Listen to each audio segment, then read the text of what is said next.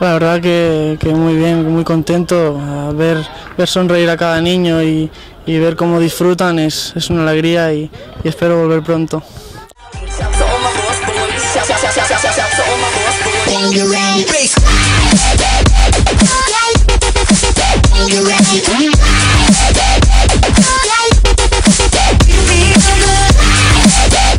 Sí, bien, los niños vienen aquí, aprenden con sus monitores y bueno, poco a poco, son muy pequeños y tienen que ir despacio y bueno, espero que alguien salga futbolista aquí.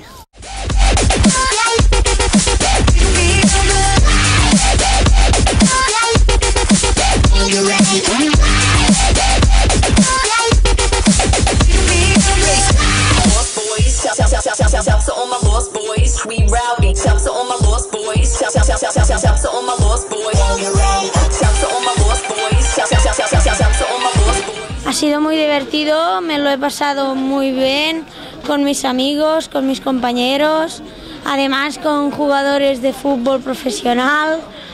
Ha sido...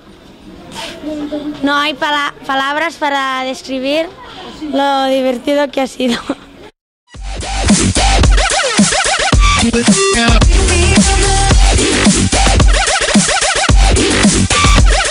Nada, que vayan poco a poco, que vayan trabajando cada día y que vayan al entreno con muchas ganas e ilusión y la verdad es que si lo trabajas y te esfuerzas, todo llega.